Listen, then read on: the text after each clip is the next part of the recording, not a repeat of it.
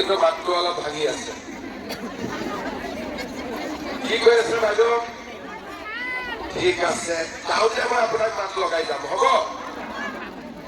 ৰাতিপুৱা কেইটা বজাত আহিছে? কেইটা? 8টা বজাত।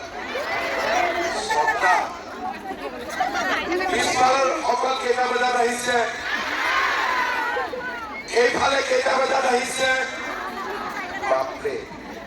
ঠিক আছে, মই এটা এটাকৈ সুধিম, 5টা বজাত কোনে কোনে আহিছে? আৰু ৰাতিপুৱা 6টা বজাত কোন কোন আহিছে? 7টা বজাত? 7টা বহা মানুহ নাই আৰু। আহিব এতিয়া গোলাঘাটতো সদায় আহো। আজি মই গোলাঘাটৰ ৰাস্তাত কোনো মানুহ মানে দেখিব মহিলা নায়েই, সকলো মহিলা ইয়াতে সোমাই আছে। পুৰা ৰাস্তাটোত কোনো মহিলাই নাই আজি। ইয়াতে কিমান মহিলা আছে আপোনালোকে আন্দাজ কৰিছেনে? কিমান আছে এটা আন্দাজ কৰকচোন আপোনালোকে। বাইদেৱে মোক ইখন লিষ্ট দিছে। আজি ইয়াতে প্ৰায় 37,000 মহিলা আমাৰ মিটিঙতে ইয়াত বহি আছে। ইমান মহিলা গোট খোৱা মিটিং আগতে গোলাঘাটত কেতিয়াও হোৱা নাই, মোৰ যিমান দূৰ মনত আছে। আপোনালোকে দেখিছিলে নেকি ইমান মহিলা একেলগে অহা মিটিং? আগতে কোনোবাই দেখিছিলে নেকি? নাই দেখা।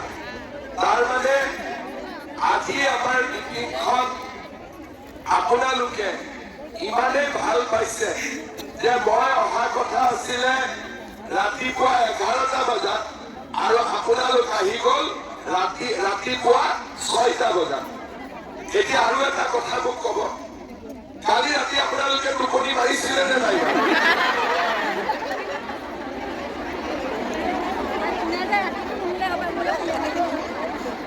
ৰাতিপুৱা নাই? ইয়াত মিটিঙত অহাৰ আগতে গা পাও ধুবলগীয়া হৈছে। ৰাতিপুৱা ঘৰত চাহ পানী খাই আহিছিলে নে নাই পা? আচ্ছা, নিজে খোৱা নাই? ঘৰৰ মানুহজনৰ কাৰণে চাহ ব্যৱস্থা কৰি আহিছে নে নাই? আমি নাই কৰা। আচ্ছা, চাহো গ'ল। এতিয়া ঘূৰি যাওঁতেতো আপোনালোকৰ 2টা-3টা বাজিব। দুপৰীয়াৰ ভাত কেনেকে হ'ব ঘৰত?